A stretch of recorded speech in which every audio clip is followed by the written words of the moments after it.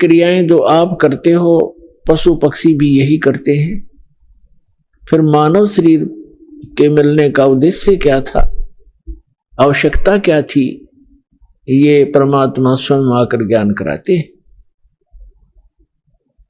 और उस ज्ञान को आगे कुछ अज्ञान बना करके काल के दूत, काल के संत प्रेरणा तो करते रहते हैं, लेकिन उनके पास समाधान नहीं होता। जिसके पास समाधान नहीं है वो ज्ञान भी व्यर्थ है। जैसे किसी को कोई रोग है, किसी ने बता भी दिया कि आपको अमोक रोग है, औषधि है नहीं और है तो वो डुप्लीकेट है, तो वो ज्ञान भी वो समाधान भी वो दोनों व्यर्थ हैं, यूजलेस हैं। ठीक इसी प्रकार तत्व ज्ञान के अभाव से जो भक्ति भी करते थे, मनुष्य जीवन का उद्देश्य भी जो संत बता दिया करते थे कि इसका आत्म कल्याण ही मनुष्य जीवन का उद्देश्य है, लेकिन उनके पास समाधान नहीं था। तो परमात्मा ने के समाधान भी बताया है और ये तत्व ज्ञान भी बताया है। क्या बताया है परमात्मा ने कि मात पिता मिल जाएंगे इस 184 माह, जहां भी आपका जन्म होगा, पशु कुत्ते की योनि में जाओगे वहां भी माता पिता मिल जाएंगे, गधे की योनि में जाओगे वहां भी आपको माता पिता मिल जाएंगे, पक्षी बनोगे वहां भी माता पिता मिल जाएंगे, मनुष्य जन्म होगा वहां भी माता पिता मिल जाएंगे। मनुष्य शरीर के अतिरिक्त हमें परमात्मा नहीं मिल सकते, सतगुरु नहीं मिल सकते। इसलिए परमात्मा बताते हैं कि माता पिता मिल जाएंगे 184 माह और सतगुरु सेवा और या बंदगी भाई फिर मिलन की ना। मानुष जन्म पाय कर जो नहीं रट हरि नाम, जैसे कुआ जल बिना फिर बनवाया क्या काम।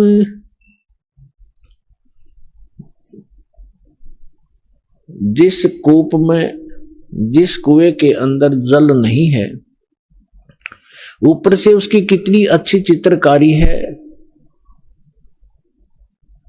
और कितना चाहे पक्का स्ट्रक्चर है, यूजलेस है वो, उसका कोई लाभ नहीं, उसमें जल नहीं है। तो इसी प्रकार जो मनुष्य जीवन प्राप्त प्राणी कितना ही उच्च पोस्ट प्राप्त है, कितना ही उसका सुंदर शरीर है, यदि उसमें भक्ति नहीं, सत्य भक्ति नहीं है, तो ऐसा है जैसे जल रहित कूप होता है। मानुष जन्म पाय कर जो नहीं रटे हरि नाम, जैसे कुआ जल बिना बनवाया क्या काम। मानुष जन्म दुर्लभ है ये मिलन बारंबार, जैसे तरवर से पत्ता टूट गिरे वो बोर न लगता डर। इसके लिए परमात्मा हमें याद दिलाते हैं आपके पास मानव शरीर भी है और आपको सतगुरु भी मिल गए हैं। तो फिर क्या बताते हैं कि समझा है तो सिरधर पाओ, बहुर नहीं रे ऐसा दाव। फिर परमात्मा हमें याद दिलाते हैं कि राम नाम रटते रहो जब तक घट में प्राण, कभू तो दीन दयाल के है भनक पड़ेगी कान।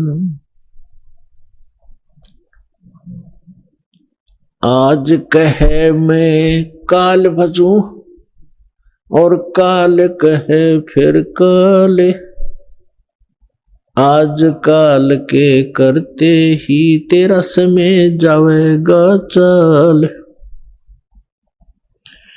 आज कला लीजियो कल किसको होई, यो तन मट्टी में मिल है जाने सब कोई।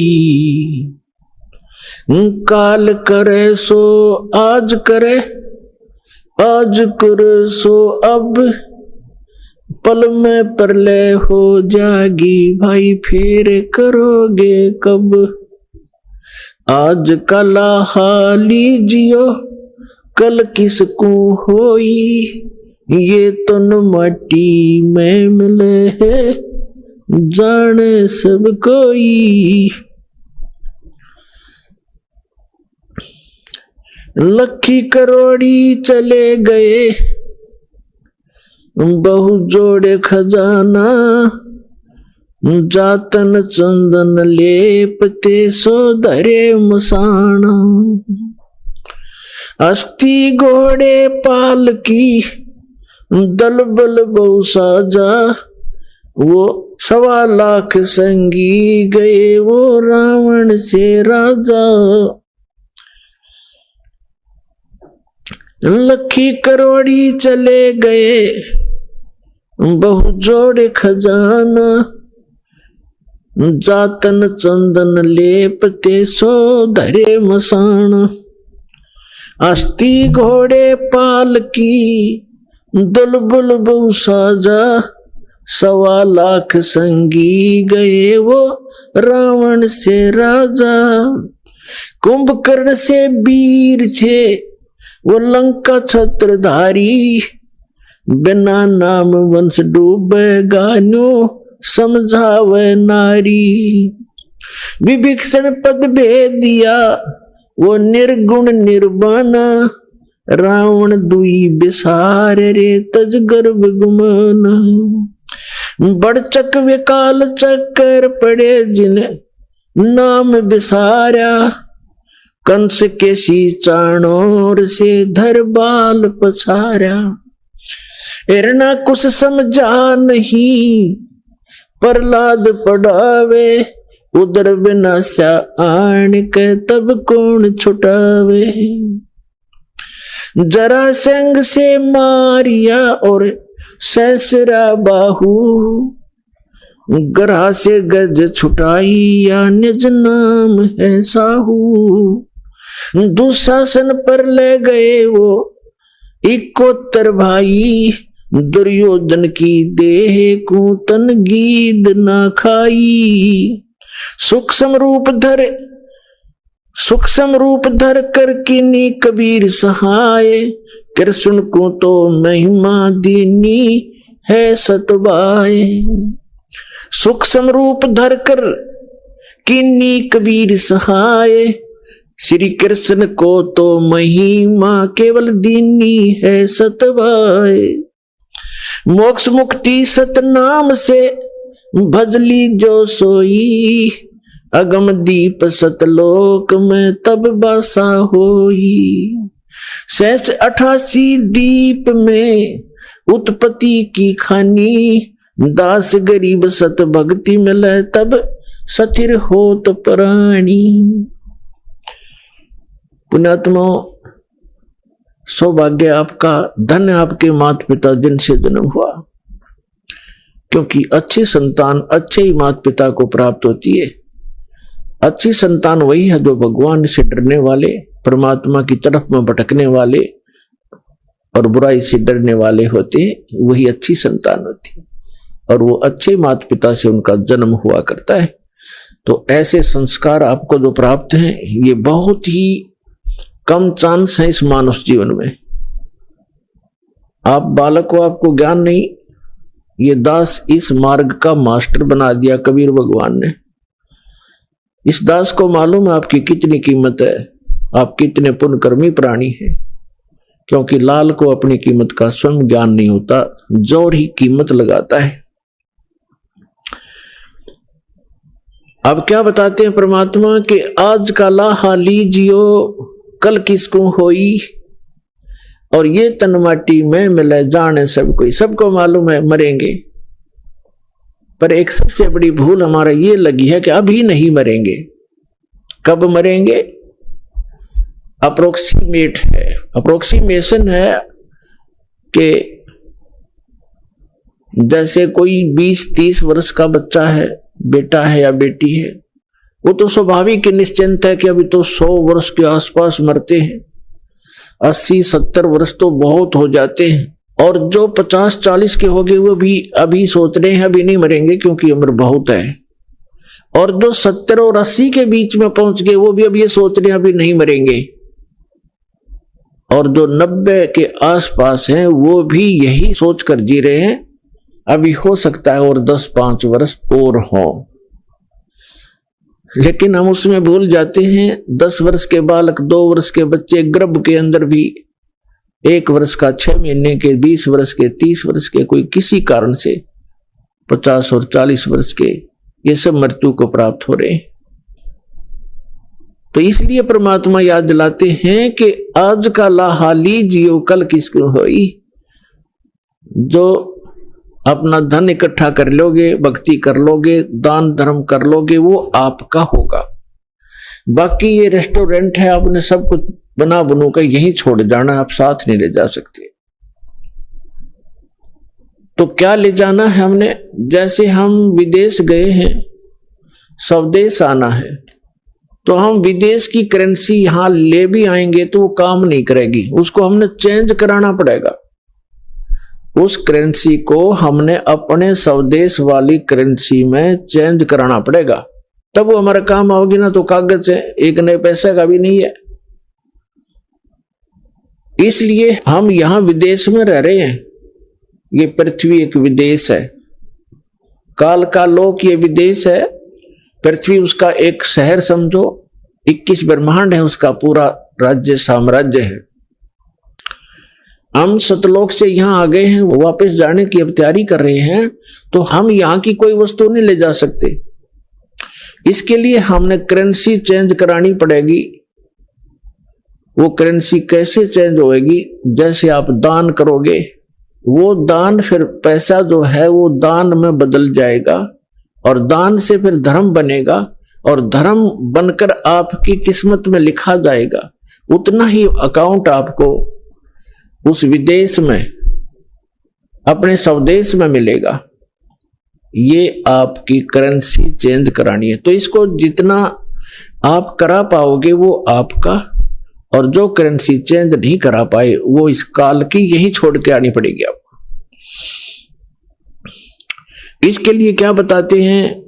लखी करोड़ी चले गए बहु जोड़ खजाना, और जातन चंदन लेपते सो धरे मसाना।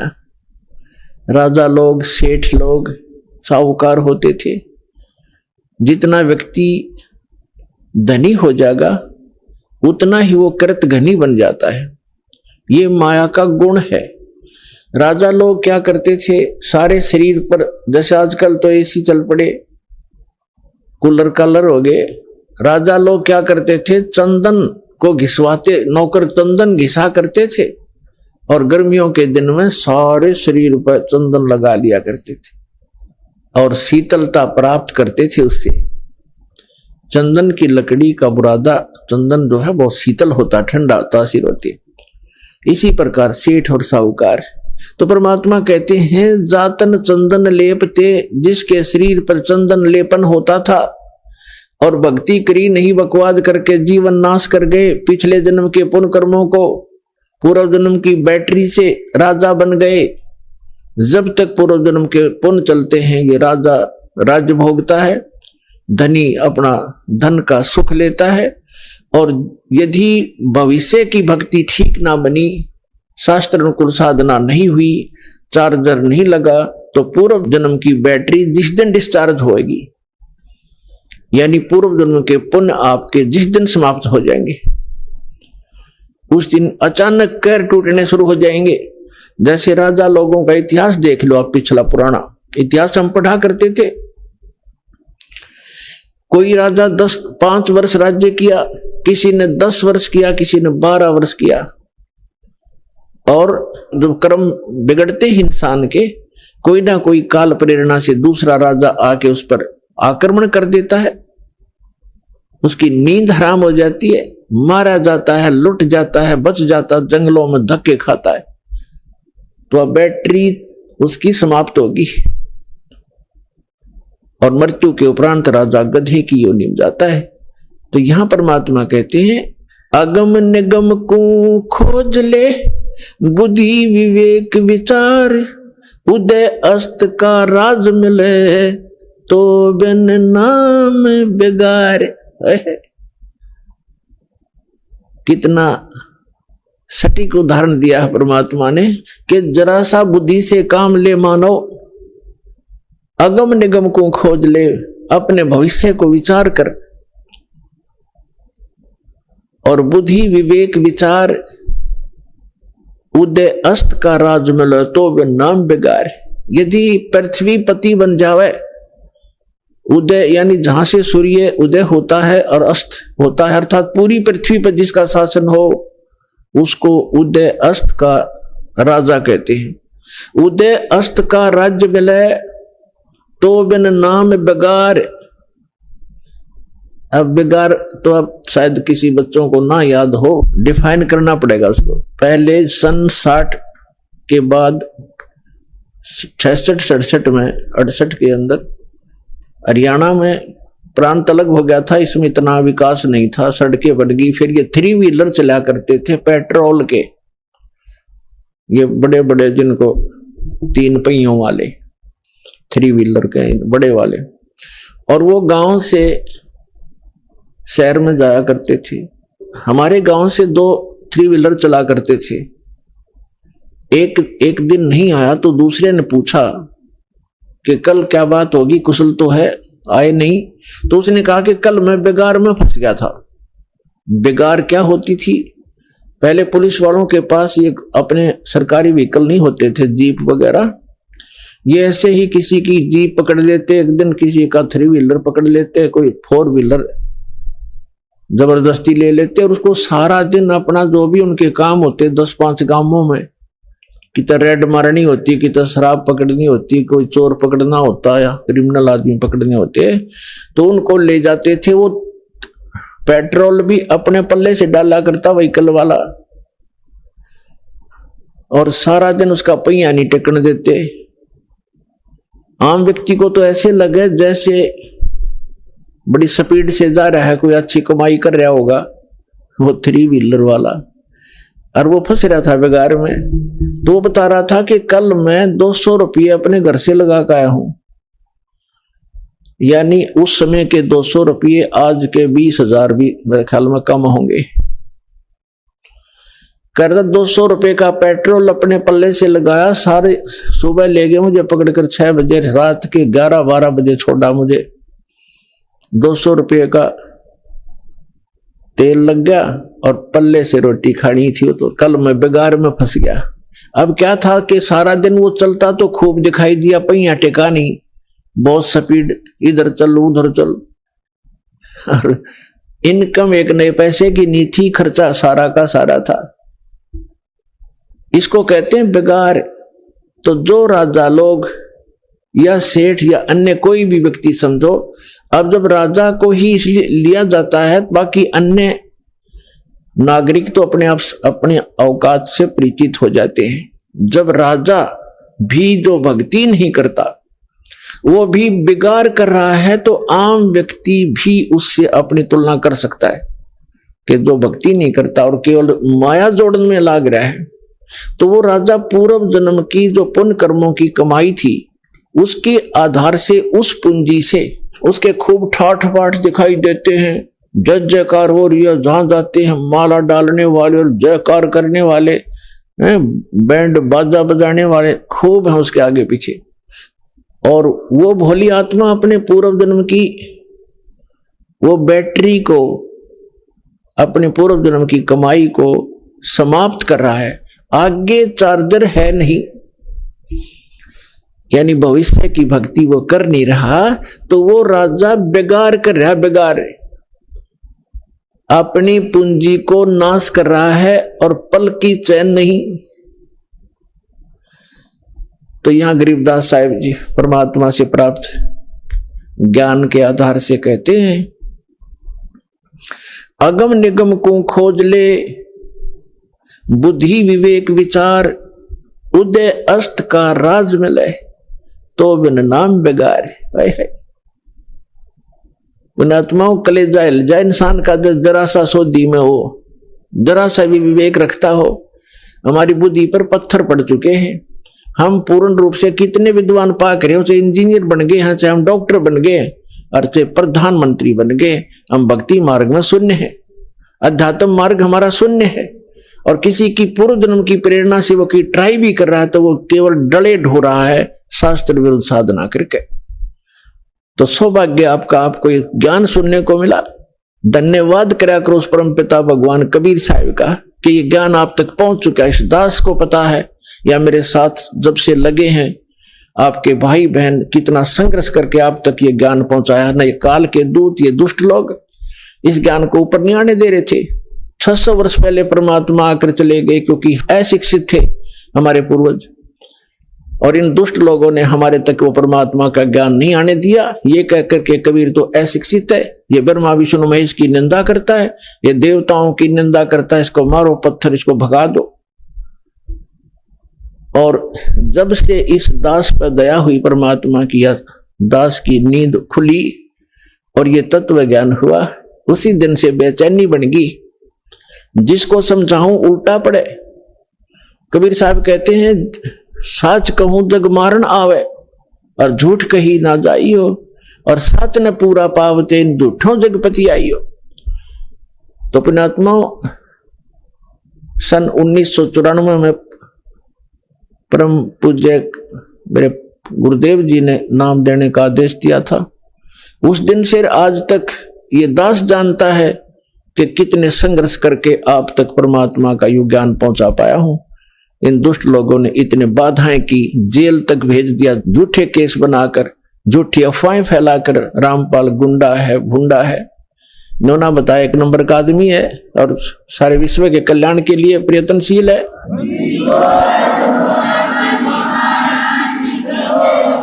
तो पुण्यात्माओं, आप सभी का कर्तव्य बनता है अपने बहन भाइयों तक ये ज्ञान पहुंचाने का। इस मार्ग के अंदर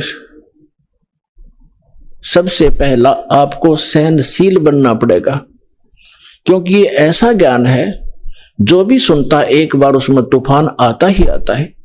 जैसे आप अपने छोटे भाई बहन को या बच्चे को कोई मेडिसिन खिलाते हो और उसकी जीभ पर रखते वो थूक भी देता है और रोता भी है और अपने माता पिता के कपड़े भी पकड़ देता है, मेरा मुंह खराब हो गया, कोई बात नहीं, प्यार से, वो अपना ही तो है जो ऐसा कुछ कर रहा है विरोध, वो अपना ही था, उसी के प्रयत्न कर रहे हैं, उसी के लिए आप उनकी जीवन रक्षा के लिए। तो उसको फिर धीरे धीरे वो टेबलेट, इंजेक्शन वो लाने पड़ेंगे, उसको खिलाना ही पड़ेगा, तो तब जा करके वो स्वस्थ होगा। तो इसलिए प्रत्येक का कर्तव्य बनता है परमात्मा के इस मार्ग में सहयोग देने का। लेकिन इस मार्ग के अंदर हम भक्त हैं, भक्त का लड़ाई करना फर्ज नहीं होता।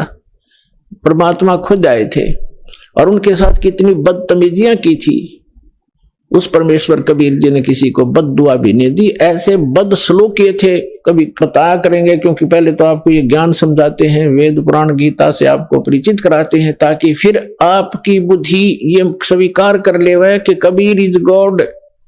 जिस दिन आपको यह समझ में आ जाएगा कबीर इज गॉड, वो धानक रूप रहा करतार, काशी वाला धानक, ये समर्थ शक्ति है तो है ही, लेकिन हमारी समझ में जिस दिन आ जाएगा फिर उसके बाद परमात्मा की केवल वो महिमा सुनाया करेंगे। परमात्मा की अमर वाणी से आपकी आत्मा विभोर हो जाया करेगी, आंखों से आंसू पड़ा करेंगे। और उसके बावजूद इतना कुछ तंग किया मालिक को, उनकी कथा कभी सुनते हैं, पढ़ते हैं तो आंखों से आंसू नहीं रुकते, कलेजा फटने को हो जाता है। और एक सबसे बड़ी बात ये देखिए, उनको परमात्मा ने किसी को बद्दुआ तक नहीं दी, नहीं तो वो समर्थ है 1 सेकंड में पृथ्वी को नाश कर दें, दूसरी सेकंड में एज इट इज धर दें, ये इतने सक्षम है कबीर भगवान। लेकिन उन्होंने उनको बद्दुआ नहीं दी, क्योंकि वो उनको मालूम था कि ये मेरे ही बच्चे हैं, इन्होंने भांग पी रखी है काल भगवान की, और इन दुष्ट लोगों ने मेरे बच्चों को मेरा विरोधी बना दिया काल के दूतों ने। और वो काल के दूत कौन है? वो गुरु पद पे, वो भी तो परमात्मा के बच्चे हैं। तो पुण्यात्मा, जब आपकी बुद्धि, आपका विचार सतर इतना ऊपर उठ जाएगा तब हम आगे बढ़ पाएंगे। ना तो रोज की किसी के मरले लड़के ये तो तैयार बैठे हैं। तो हमने अपने मिशन को सफल भी करना है, अपने आप को बचा के भी रखना है, और परमात्मा के ज्ञान को उसके बच्चों तक पहुंचाना है। कहते आत्म प्राण उद्धार ही ऐसा धर्म नहीं, और जीव का उद्धार करा दे इससे बड़ा कोई पुण्य नहीं है।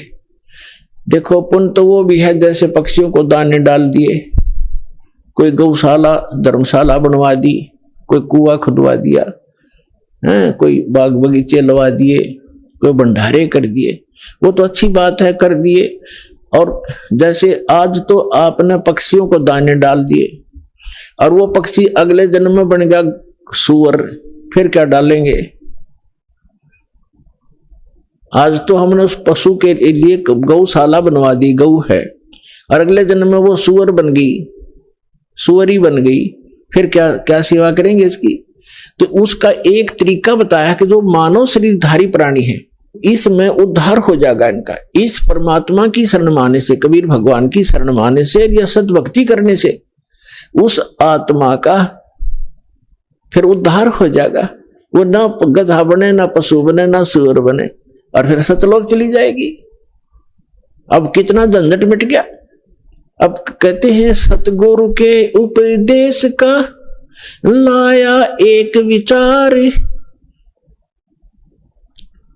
जय सतगुरु मिलते नहीं जाते नरक द्वारे, नरक द्वार में दूत सब करते खेचा तान, उनसे कभू ना छूटता फिर फिरता चारों खान, चार खानी में भ्रमता कभू न लगता पार, सो फेरा सब मिट गया हमारे सतगुरु के उपकार।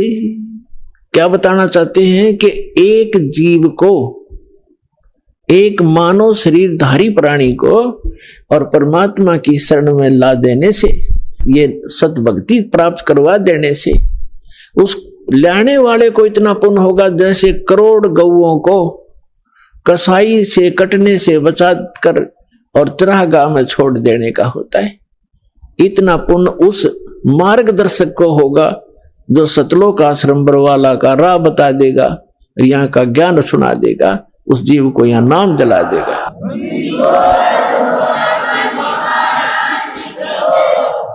तो फिर उसके बाद कहते हैं उस भक्त का सारा बाईपास निकल गया, सतगुरु मिल गए, सतगुरु की उपदेश का लाया एक विचार, और जय सतगुरु मिलते नहीं हम जाते नरक द्वार, नरक द्वार में दूत सब फिर करते खेचा तान, उनसे कबू ना छूटता फिर फिरता चारों खान, चार खानी में भ्रमता और कबू न लगता पार, और सो फेरा सब मिट गया मेरे सतगुरु के उपकार। अब ना वो पशु बने, ना पक्षी बने, और ना कोई और नरक में जावे, तो कितना बाईपास निकाल दिया परमात्मा की कृपा से, उस सच्चे नाम से वो कितना बाईपास निकल गया। तो इस प्रकार कहते हैं आत्म प्राण उद्धार ही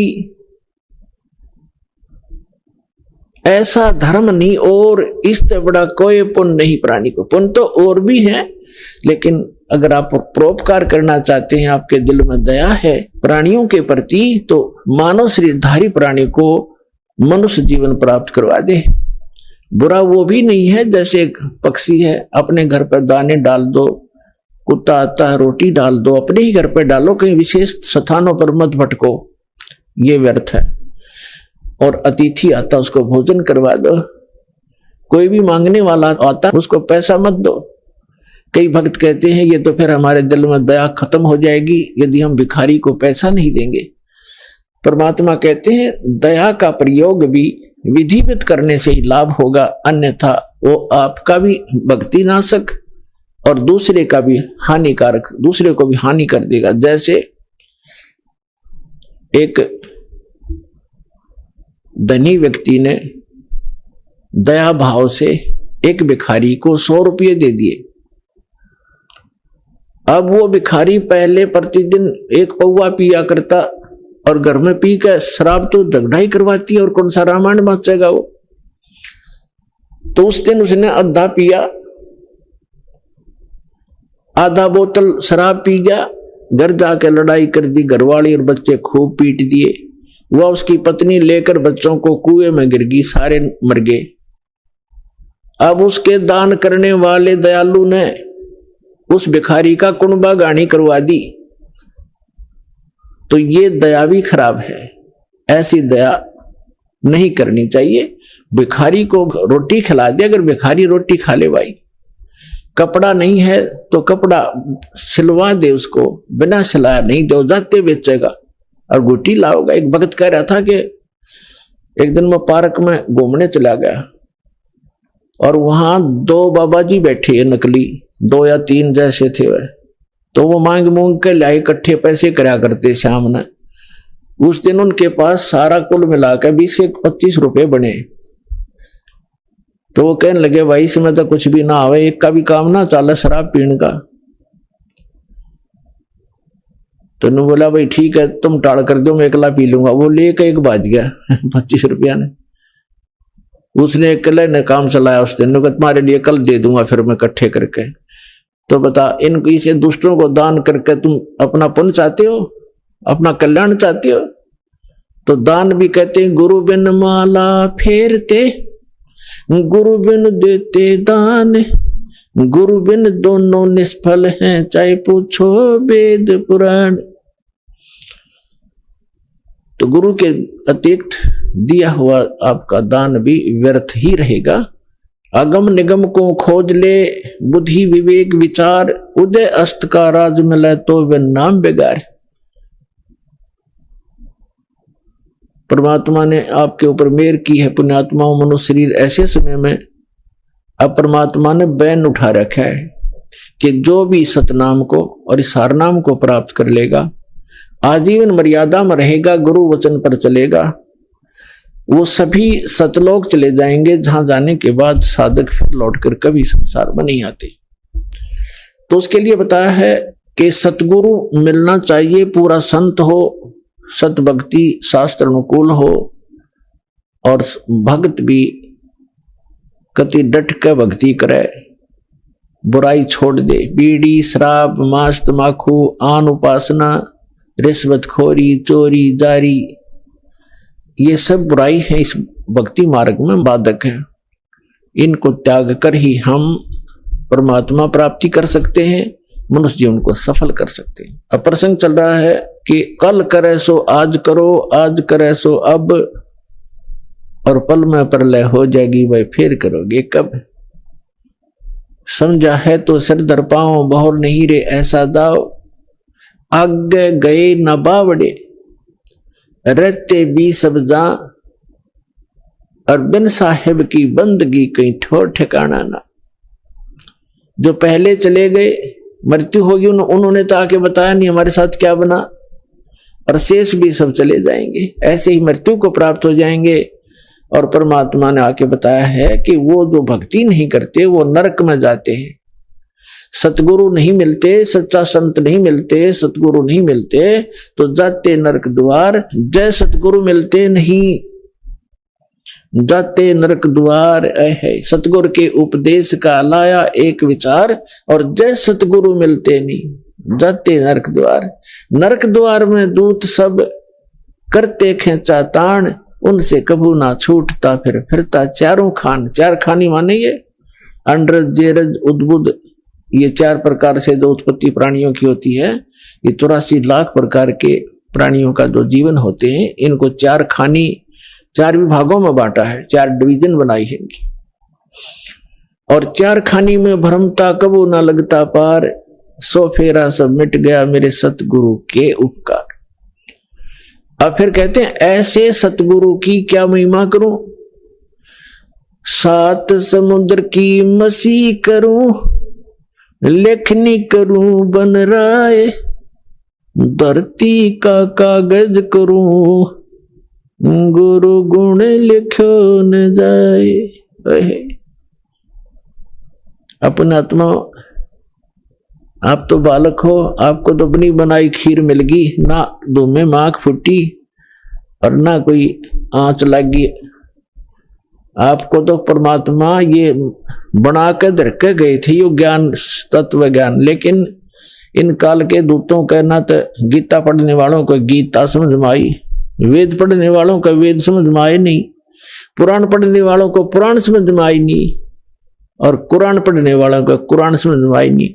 बाइबल पढ़ने वालों को बाइबल को का ज्ञान नहीं हुआ, और कबीर परमेश्वर की वाणी पढ़ने वाले इन कबीर पंथियों को परमेश्वर की वाणी का इनको समझ नहीं आया। तो ये परमात्मा आपको बना कर दरगे सारा ज्ञान है।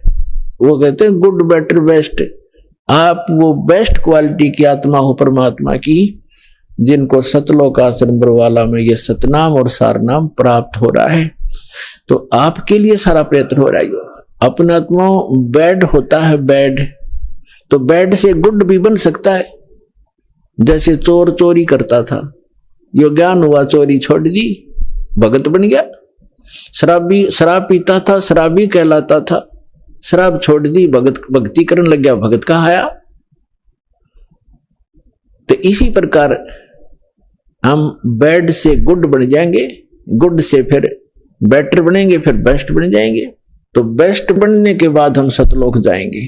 तो जिनको सतलोक आश्रम बरवाला प्राप्त हुआ, मर्यादा में रहे, सत भक्ति करते रहे, तो वो बेस्ट क्वालिटी की हंस आत्मा है भगवान की, और उन पर विशेष रजा है परमात्मा की। परमात्मा हमें आकर ज्ञान देते हैं, रह रहकर समझाने की चेष्टा करते हैं। 7 समुद्र की मसी करूं और लेखनी करूं बन रहा है। किसी भी एक मान ले पेड़ को काट कर रख लो और उसकी छोटी छोटी टहनी बड़े तने सबको चीर चीर कर कलम बना कर रख दे, ढेर लग जाएगा। और परमात्मा कहते उस एक पेड़ की सब कलमों को लिखना शुरू कर दे। धरती जितना बड़ा कागज हो, 7 समुद्रों जैसी इंक हो, स्याही हो, तो कहते ये सब लिखते लिखते कलम घिस जा, 7 समुद्र की इंक भी समाप्त हो जावे। ऐसे सतगुरु के गुण लिखे नहीं जा सकते। अब क्या लिखोगे? एक कुत्ते का जीवन लो, उस कुत्ते के जीवन में क्या क्या कष्ट उसको होते, सारी रात तो भौंकता है, उसकी एक स्वभाव बना रखे, सारी रात भौंक के उसकी आंख इकट्ठी हो जाए, भूख लगे जोर की, और सुबह वो क्या करता है, किसी का दरवाजा खुलता है गली में, ऐसे देख जाकर सीधा भागता है किधर, रसोई से महक आ रही होती है उसको कोई बासी टुकड़े की, या वैसे ताजा बना रहे हो, तो दाव लगाकर रसोई में घुसने की चेष्टा करता है। अब रसोई में कौन घुसने दे उसके, या तो लठ मारेंगे या फेंक कर मारेंगे, कोई ना ठहरता है। एक घर में गया, उसका लठ लग गया, फिर ट्या ट्या करता हुआ दूसरे में गया, दूसरे में गया, दूसरे में उसका भाग, उसने कोई टूक मिला, फिर जूत मिला, और उसमें भी लठ लग गया, तो फिर भूख तो उसको लगी है, वो फिर कहाँ जाता है, बाहर खेतों जंगल में जहां लोग फ्रेश होकर आते हैं, वहां जाकर के फिर वो गोबर खाता है। और पहले वो मनुष्य जीवन में अफलातून बना फिर था, कहे से भी ना समझ में आवा कि ये दुख हो जाएगा आपके जीवन को। तो पुण्यात्मा सौभाग्य आपका, आपका बात समझ में आ गई कि जो संतों ने वचन बोले वो सारे साचे हैं, और आपका कल्याण हो गया। तो इस प्रकार उन दुखों को याद करके और लिखा जाए, तब कहते हैं परमात्मा, सतगुरु के सजदा करूं ये कर्म छुटाए कोट, और जो ऐसे सतगुरु की निंदा करे फिर जम तोड़ेंगे ओठे। परमात्मा अपनी महिमा बताते हैं और अपने दास को जो भेजते हैं उसके बारे में बताना चाहते हैं कि सतगुरु के सजदा करूं, कुर्बान हो जाऊं उस संत के ऊपर जिसने कर्म छुटाए कोट, बीड़ी शराब मांस तमाकू भूखी सुल्फा गांजा भांग और ये चोरी जारी बुराई बकवास छुटवा दी, जो हम सने पड़े थे गंदों में, निर्मल किया और फिर सतनाम दिया। कहते हैं सतगुर के सजदा करो ये कर्म छुटाए कोट, अरे ऐसे संत की जो निंदा करे कहते फिर जम तोड़ेंगे होठ। यम के दूत ऐसे मारेंगे, लठ होठों पर लगे चाहे सिर में लगे, वह आगा पीछा नहीं देखेंगे ऐसे व्यक्तियों के। तो यहां परमात्मा कहते हैं गुरु मानुष कर जानते, ऐसे संत को कहते हैं मानुष मत गिनना। वैसे तो पुण्यात्मा भगवान तो भगवान ही होता है, और वो भगवान वो परमात्मा स्वयं भी आते हैं एज ए गुरु एक लीला करने के लिए। और जब वो स्वयं आए थे उस समय हम यही मार खा गए थे ना 64 लाख से सोना एक गरीब आदमी का, एक झोपड़ी में बैठ के कपड़ा बुनने वाले व्यक्ति के 64 लाख से हो जाना, ये एक अजूबा है, जैसे हमारी बुद्धि काम करती होता है। लेकिन उस समय परमात्मा जिसको भी नाम देते थे, आशीर्वाद देते थे, उनके दुख दूर हो जाते थे, भूत भाग जाते थे। कहते हैं सतगुरु जो चावे सो कर ही, 14 कोट दूत जम डर ही, ऊत भूत जम त्रास निवारे और चित्रगुप्त के कागज पाड़े। ये समर्थ कबीर भगवान है। ये आपके ऊत भूत किसी प्रकार का भी आपके ऊपर 3 ताप का दुख हो, प्रेत बाधा हो, पितृ बाधा है या कोई जिंद बाधा है, अब प्रधानमंत्री के सामने फिर चोर कैसे रुकेंगे? उसके साथ तो बहुत बॉडीगार्ड होते हैं। तो जो भक्ति ना करके शरीर छोड़ गए वो भगवान के चोर हैं। जिन हर की चोरी करी और गए राम गुण भूल, ते बिदना बागुल किए रहे उर्द मुख चोर। तो ये परमात्मा ऊत भूत जमत्रास निवार है। यम के दूत भी निकट नहीं आ सकते। कहते सतगुरु शरणा आए के। और धर्मराज डर कैसा? धर्मराज कहते ये नौकर हैं यम के दूत जो आकर सताते हैं, चाहे प्रधानमंत्री हो, मृत्यु के बाद बक्कल तार देंगे, पकड़ के ले जाएंगे, टीटवी गले से पकड़ लेते हैं, बाजू पकड़ लेते हैं, घसीट कर ले जाते हैं। जिसके पास भक्ति धन नहीं उससे यम के दूत नहीं डरते। और समर्थ साथ नहीं है तो कबीर परमात्मा ये समर्थ भगवान है, अनंत कोट ब्रह्मांड के स्वामी है। तो यह बताते हैं सतगुरु की शरण में आकर फिर धर्मराज का भी डर नहीं, यम के दूत की तो बातें छोड़ो तुम। तो पुण्यात्मा उस झोपड़ी में बैठे व्यक्ति का और कपड़ा बुनने वाला और उसके 64 लाख से सो जाना, और हमारी समझ में नहीं आया कि ये भगवान है। गले नहीं उतरी कि यूं भगवान हो सकता है। और भगवान सिंगाड़ा होया करे, जिसका सींग शांग लग रहे हो या बंदूक बंदाख ले रखी हो। अरे जो दुख आप पर आपत्ति आई और दूर कर दी मालिक ने, और ऐसी भक्ति दी, आपका सारा सुख दे दिया। सब जो भी शरण में आए थे गिनती नहीं कर सकते इतने सुख दिए दाता ने। और लेकिन उन सिरफरों के बकाए हुए ये कह दिया करते, नहीं यो तो वैसे सिद्ध पुरुष है, कोई सिद्धि शादी जानता है, ये भगवान थोड़ा ही हो सकता है। हम मान्य करते भगवान श्री राम और श्री कृष्ण, जिसके हाथ में तीर, सुदर्शन चक्र और हनुमान जी के पास गदा और माता लेरी 8 हाथों में हथियार, तो हम इसे ईशान भगवान मानना थे। या बुद्धि पर पत्थर पड़ रहे थे, इसी कारण से हम फेल रहे। तो हम उसी समय इसलिए मार खा गए कि हमने भगवान को भगवान नहीं माना। तो परमात्मा एक वाणी लिखकर गए हैं कि गुरु गोविंद कर जानियो, रहियो शब्द समाए, मिले जब दंडवत बंदगी, नहीं पल पल ध्यान लगावे। गुरु जी को गोविंद कर मानना, भगवान मानकर उसके साथ व्यवहार करना, ट्रीट करना। गुरु गोविंद कर जानियो और चलियो आज्ञा मां, मिले तो दंडवत बंदगी, नहीं तो पल पल ध्यान लगा। जब भी आपको मिले दंडवत प्रणाम करें और गुरु जी को परमात्मा मानना। वो खुद तो भगवान थे ही, लेकिन अब अपने दास को भेजा है परमात्मा ने, तो इसलिए कि आपका जो भाव है वो बना रहेगा। जैसे गणित के अंदर एक प्रश्न आता था ब्याज का, ऋण का, तो उसमें मूलधन ज्ञात करना होता था। मूलधन तो होता था वो करोड़ों और अरबों रुपए का। उस करोड़ों और अरबों रुपए के मूलधन को प्राप्त करने के लिए मानना पड़ता है, मान लीजिए मूलधन 100 रुपये।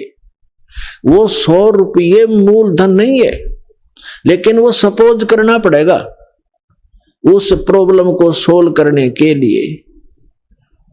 तो ये समझ लेना पुण्यात्माओं, परमात्मा की वाणी है कि गुरु गोविंद कर जानियो और रहियो आज्ञा माई, मिले तो दंडवत बंदगी, नहीं पल पल ध्यान लगाए। अब जैसे आप यहां से जाओगे शरीर छोड़ के, ये तो छूटेगा, आपको मालूम है सबको। हम चाहते तो नहीं है कभी मृत्यु हो, लेकिन या तो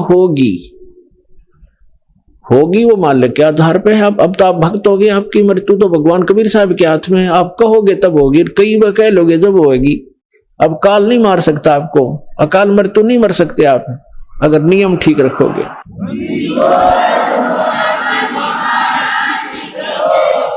तो ये तो हमने यहां से जाना पड़ेगा। जब आप यहां शरीर छोड़कर जाओगे तो ऊपर जाकर के जहां भी आप देखोगे ये दास के रूप में वो कबीर परमेश्वर आपको खड़े दिखाई देंगे। और जो काल के दूत यहां संत आए हैं उनका रूप होगा, लेकिन काल उनके संत के रूप में खड़े दिखेंगे। तो वहां जिस गुरु की वो शरण में है तो वहां जाकर अपने गुरु जी के पास ही जाते हो, तो सीधे के अपने वो खड़े गुरु जी, तो अब उसके शेष सारे उस गुरु के पास, उसके शेष उस दूसरे गुरु के पास।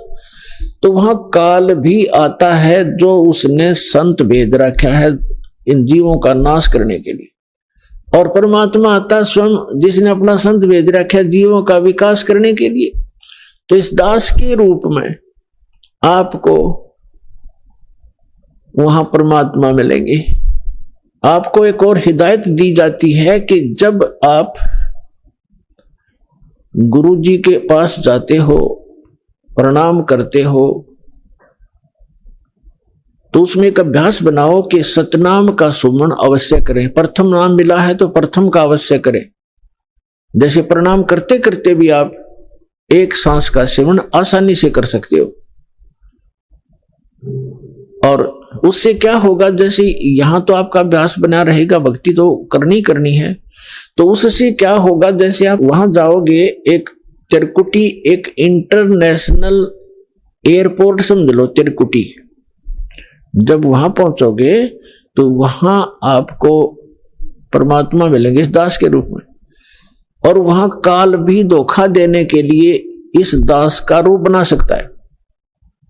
तो उसमें आप जी ने सिमरन करना है सतनाम का, क्योंकि वहां जाएगा तो सतनाम ही होगा आपके पास, सारनाम तो होगा ही होगा, सतनाम भी होगा। तो सतनाम का और सारनाम का जाप करना है। तो सतनाम का जाप करने मात्र से, और प्रथम मंत्र भी अगर प्राप्त है, इसमें प्रथम और लास्ट 2 मंत्र हैं इस 7 मंत्रों में, तो ये दोनों मंत्र भी गजब के मंत्र हैं।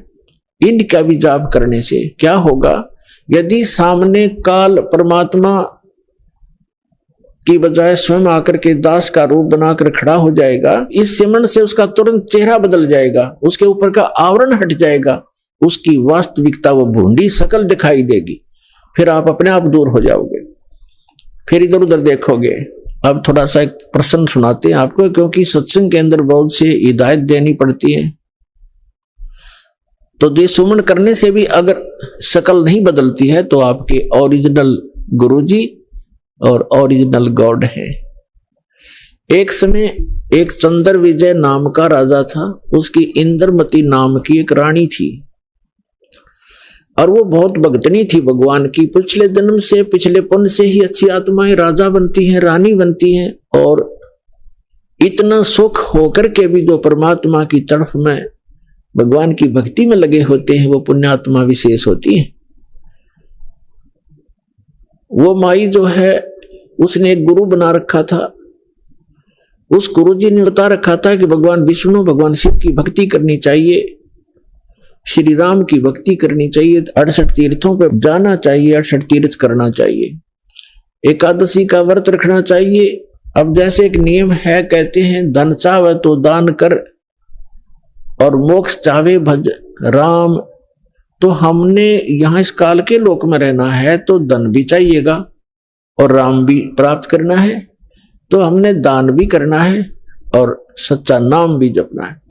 अब उसके गुरुजी ने बता रखा था कि बेटी पिछले जन्म में तेने बहुत पुण्य कर रखे हैं, घने धर्म कर रखा है, जिस कारण से तू रानी बन गई। आगे ऐसी ही अच्छा जीवन प्राप्ति के लिए आप साधु संतों को भोजन कराया कर बेटा।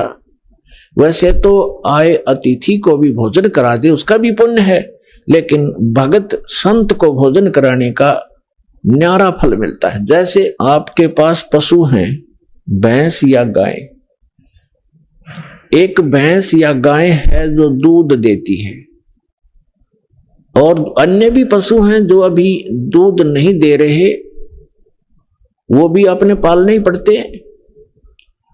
अब एक तो उस दूध ना दे रहे पशु को जो चारा दिया जाता है, आहार खिलाया जाता है, वो भी हमारा कर्तव्य बनता है।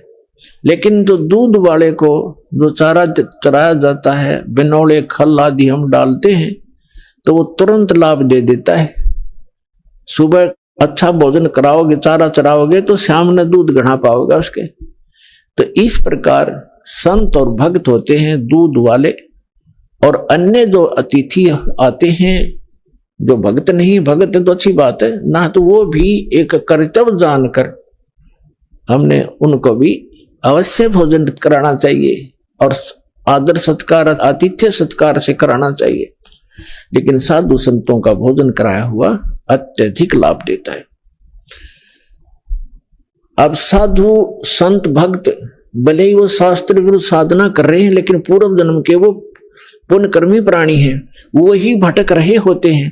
कोई लाल पीले कपड़े पहनता है, कोई दाढ़ी बढ़ा लेता है, कोई मूंड मुड़ा लेता है, कोई तिलक लगाता है, जैसा भी उसको मार्गदर्शक मिल गया, क्योंकि उसको परमात्मा चाहिए, चाहे किसी भी भेख बनाने से मिल जाए, वो परमात्मा की तरफ तड़फ रहा है। ऐसे कोई व्यक्ति को भोजन कराने से विशेष लाभ होता है, क्योंकि अब तो साधना ठीक है नहीं, लेकिन पूर्व जन्म की कमाई उसकी है, और वो भक्त भगवान का विशेष प्यारा होता है। चाहे आज वो किसी की पूजा कर रहा है, लेकिन वो भगवान कबीर साहब का ही बच्चा है। तो इसलिए ये एक नियम है। इस नियम के आधार से उस संत ने अपनी शिष्या इंद्रमती से कहा था कि बेटा, साधु संतों को भोजन कराने से अगले जन्म में भी तू रानी बन जाएगी। अब इनको ज्ञान इतना ही था कि रानी बन जा, रानी कितनी बार बनेगी, फिर गद्दी भी तो बनेगी वो एक दिन। वो समस्या इनका समझ में नहीं आ रही थी, अकिया भी पड़े गले में। ठीक है, जितना उनको ज्ञान था उस रानी को ज्ञान उसने दे रखा था। अब वो अपने गुरु जी के बताए मार्ग पर कति दृढ़ थी। अब क्योंकि वो ऐसी पुण्यात्माएं कबीर साहब के बच्चे हैं, परमात्मा कहते हैं दो जन मेरी शरण है, ताका हूं मैं दास और गेल गेल लाग गया फिरूं, साथ साथ फिरता रहता हूं जब तक धरती आकाश। आपको बहुत बार बताया, क्योंकि ये दातंग मार्ग है पुण्यात्माओं। आपने केवल कथाएं सुनी है, ये राम कृष्ण की, सुदामा और कृष्ण की, बेलनी और राम की, राम रावण की लड़ाई, महाभारत का युद्ध, ये भी एक इतिहास है, लेकिन ये अध्यात्म मार्ग नहीं था। अब ये है संपूर्ण अध्यात्म मार्ग ज्ञान, इसको बहुत प्रकार से समझाना पड़ता है। अब रानी ने जो भी गुरुजी ने बताया था उस पर दृढ़ होगी, और उसने ये सोचा कि भी साधु संतों को भोजन कराना अनिवार्य है। उसने एक अपना नियम बना लिया कि मुझे भूल ना पड़े, मैं प्रतिदिन संतों को, जितने भी आसपास संत हैं, 2, 4, 10, कम से कम एक को तो भोजन करा कर ही मैं प्रतिदिन आहार किया करूंगी। तो उसने अपने नौकरों से बोल दिया कि आसपास जो भी जंगल में कोई साधु संत हो, उनको प्रार्थना करके आओ कि डेली यहां भोजन करके जाएं, और जो यहां नहीं आ सकते उनको वहां पहुंचा कर आओ। अपने हाथों रोटी बनाती रानी होकर, चाहे 10 संत आते, चाहे 5 आते, चाहे 20 आते। तो ये सिलसिला शुरू था। एक बार क्या हुआ कि कुंभ के मेले का कोई ऐसा संस्कार हो गया। कुंभ के मेले पे हरिद्वार में चले गए सभी साधु संत पर भी लेने के लिए, और पैदल आना जाना होता था, तो 10-15 दिन का प्रोग्राम उनका बनता ही बनता था। कोई भी संत उस क्षेत्र में रहा नहीं। अब रानी को पता चला कि साधु आए नहीं, पता करके आओ। पता करके आए, साधु नहीं थे, कोई है नहीं, सब चले गए, सबकी झोपड़ी खाली पड़ी है। पता चला कि वो तो तीर्थ भ्रमण पर चले गए। तो रानी ने प्रण कर रखा था, प्रतिज्ञा कर रखी थी कि जब तक खाना खिला लूंगी संत को, मैं आहार नहीं करूंगी। 1 दिन बीत गया, 2 दिन बीत गया, रानी थी भूखी गड़ी, रही नहीं थी। 3रे दिन तो वह कति आंखें बंद करने लगी, मरूंगी। उसके पति ने भी समझाई, तो क्यों अपना जीवन नाश करे, खा ले 2 रोटी। प्रसाद दुआ फिर जमा दिए कि बिजली गिर गई। कन्या बोली नहीं, मर जाएंगी पर मैं भोजन नहीं खाऊं। अब उस पर दुख देखा नहीं जाता, उस परम पिता पे। द्वापर के अंदर परमात्मा करुणा में नाम से आए हुए थे, यही कबीर भगवान, वो समर्थ परमात्मा, अमर पुरुष। चारों युग में आते हैं परमात्मा, कहते हैं सतयुग में सत सुकृत कह टेरा, त्रेता नाम मुनिंद्र मेरा, द्वापर में करुणा में कहाया, और कलियुग नाम कबीर धराया। चारों युग में आया हूं मैं परमात्मा कहा करते, तो द्वापर में वो करुणा में नाम से आए हुए थे। अब उसने देखा या मरेगी गोली भगतनी, एक साधु रूप बना के परमात्मा वहां दूर सी आते दिखाई दिए राजा के महल की तरफ ही। रानी ने कहा अपनी नौकरानी से कि बांदी है दासी, यदि तू अपनी रानी का जीवन चाहती है तो देख ले कोई साधु संत तुझे दिखाई दे जा, नहीं तो आज शाम तक तेरी रानी प्राण छोड़ देगी। अब वो दासी दुखी होकर के ऊपर चढ़ गई महल की अटारी पर, और वो कहां देखा बेचारी, उसने क्या देखा कि सामने एक संत रूप में सफेद कपड़े, दाढ़ी बड़ी हुई, सिर पे छोटे छोटे बाल हैं, आ रहा है एक सिंपल सा साधु, गले में माला टांग रखी, दाता ने थोड़ा ईसा दिखाया जानो महात्मा सा भी जच्चा है ना। तो हम महात्मा उनको मानते हैं जिनकी दाढ़ी बढ़ रही हो, लंबे लंबे बाल हो, तिलक ला रखा हो, 5-4 माला डाल रखी हो, बिंदी बंदी टिक्की ला रखी हो। तो परमात्मा ने इसीलिए वो थोड़ा सा वेशभूषा सी बना रखी थी। वो नौकरानी स्पीड तक नीचे आई और रानी से कहा कि एक महात्मा सा नजर आवा है, कपड़े तो लाल हैं नहीं पर सकल साधु जैसी लगती है, कहो तो लाऊं बुला के, अकेला बहन ले आ जैसा भी हो। तो पुण्यात्माओं आपका सौभाग्य है, आपको ये अनमोल वचन, अनमोल ज्ञान सुनने जोगा बनाया। पहले तो भगवान ने आपको विद्वान बनाया, शिक्षित किया, और दास को इसका जानकार बनाया। आज आपके रूबरू ऐसा बना दूंगा जैसे पहली का कहता हुआ, अगर वेद गीता और पुराणों को आप याद रखोगे। बोलो सतगुरुदेव।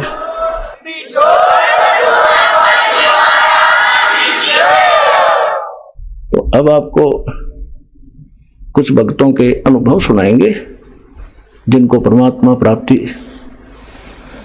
से प्राप्त जो लाभ हुए हैं वो अपने मुख कमल से बताएंगे, सुनिएगा। जी नमस्कार। जी नमस्कार सर जी। क्या नाम है जी आपका? प्रीति राठौर। प्रीति जी कहाँ से आए आप? हम भिंड MP जिला भिंड से आए। संत रामपाल जी महाराज जी से नाम दीक्षा लेने से पहले आप क्या भक्ति साधना करते थे? संत रामपाल जी महाराज से जुड़ने से पहले हम काली की पूजा करते थे, संकट जी पे जाते थे, माता पे भी जाते थे, और का नाम जी भगत लोग होते हैं उन पे भी जाते थे झाड़ फूंक के लिए कि जैसे बच्ची ठीक हो जाए। तो वहाँ से हमको कुछ भी लाभ नहीं हुआ, बहुत पैसा हमने खर्च किया, कुछ भी लाभ नहीं हुआ, हमारी आर्थिक स्थिति बहुत कमजोर थी। बहन जी, जब आप सभी प्रकार की पूजाएं कर रहे थे उनसे आपको कोई लाभ नहीं मिला, तो फिर आप संत रामपाल जी महाराज जी की शरण में क्यों गए? हाँ, तो संत रामपाल जी महाराज की शरण में हम इसलिए गए थे कि हम बहुत परेशान थे सर जी। हमको ये पूजा, शंकर जी की पूजा करते, माता की पूजा करते, तो कोई लाभ नहीं मिला। बहुत साल हो गई, बच्ची भी हमारी का नाम है गूंगी बहरी थी, लड़का को भी जी बाथरूम की रास्ता में प्रॉब्लम थी, तो कुछ भी लाभ नहीं हुआ। हम लुट पिट गए बिल्कुल करके। तब बिल्कुल हम का नाम है बिल्कुल ही बहुत ही ज़्यादा परेशान थे सर जी। तो आपकी जो ये परेशानियाँ थी, आपके जीवन में जो इतने सारे दुख थे, तो आपके इन दुखों का निवारण कैसे हुआ?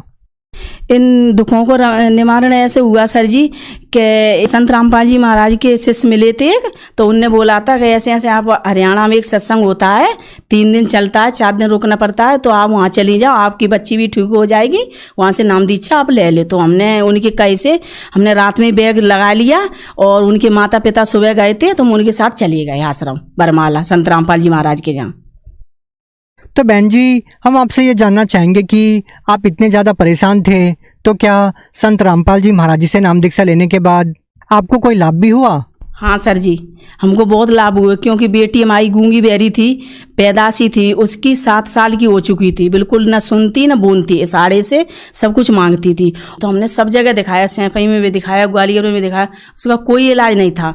और लोग आग बताते कि कम से कम 8-9 लाख रुपए का खर्चा आएगा, तो उसका ऑपरेशन होगा कोक्लियर, तो उससे बच्चे सुन बोलने लगती हैं।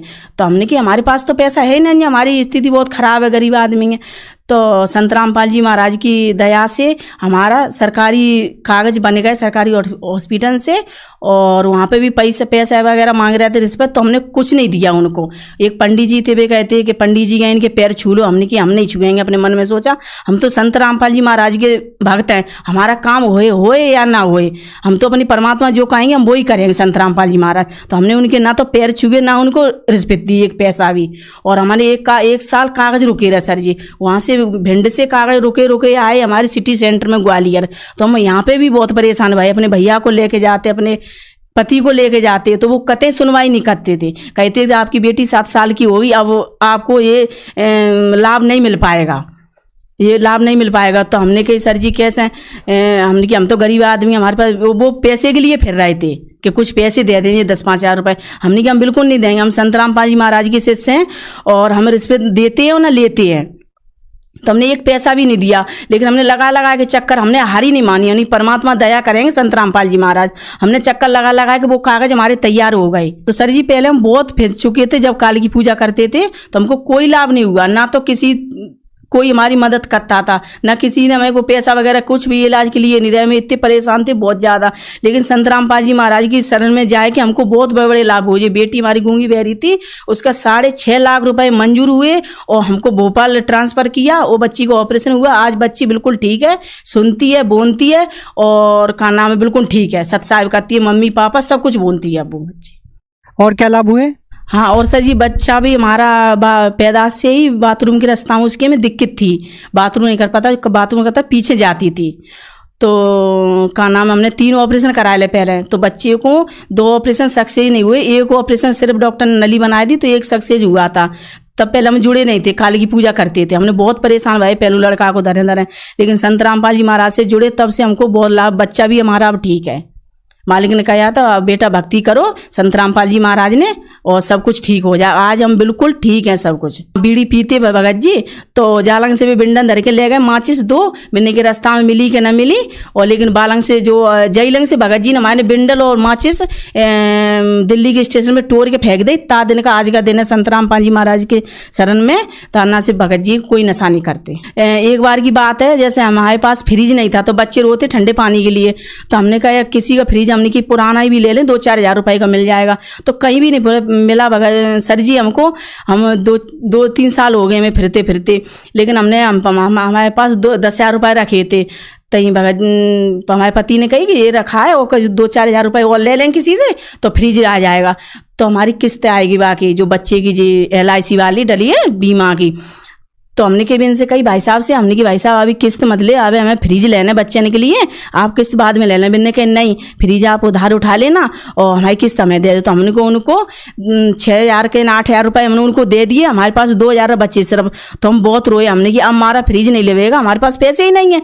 हाँ, तो फिर हम शाम के गए, हम ATM लेके, हमारी ATM में कुछ नहीं था सर जी, सिलेंडर के पैसे होंगे सब्सिडी कम से कम 2-2.5 हज़ार रुपये बस। तो हमने कि 2,000 निकाले और किसी से थोड़े करके तो हमने कि फ्रिज ले लेंगे। लेकिन वहाँ गए थे सर जी, तो हमारे वहाँ में बंदी छोड़ सतगुरु रामपाल जी महाराज की दया से वहाँ में 1,02,000 रुपये हमें अकाउंट में मिले। मालिक ने इतनी दया हम पे करी संत रामपाल जी महाराज ने। और कोई लाभ?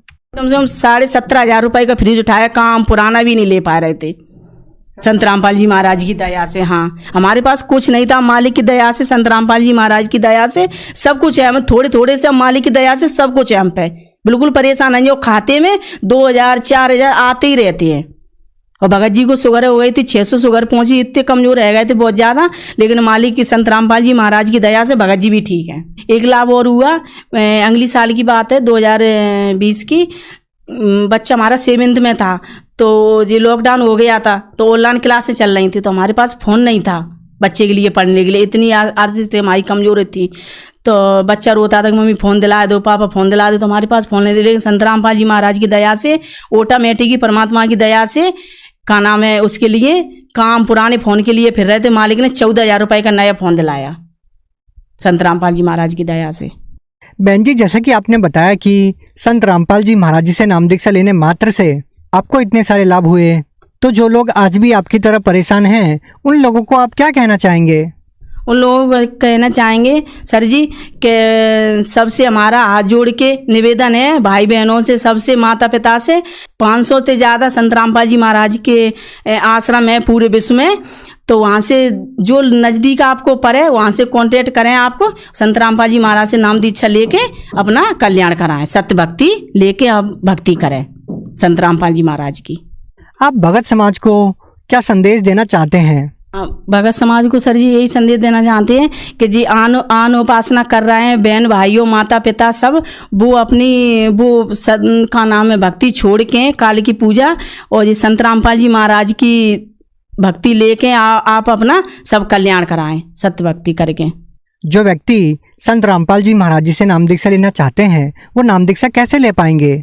संत रामपाल जी महाराज से नाम दीक्षा लेना चाहते हैं, फेसबुक और जे का नाम है बड़े बड़े मोबाइल पे सर्च करके संत रामपाल जी महाराज का सत्संग सुन सकते हैं और नीचे उनके नंबर आते हैं, उनसे कांटेक्ट करके और जहाँ भी नज़दीक नाम दे आश्रम हुए परमात्मा का संत रामपाल जी महाराज का, वहाँ कांटेक्ट करके और सत्य भक्ति लेके अपनी भक्ति कराएं, अपना कल्याण कराएं। जी बहुत बहुत धन्यवाद। सत साई।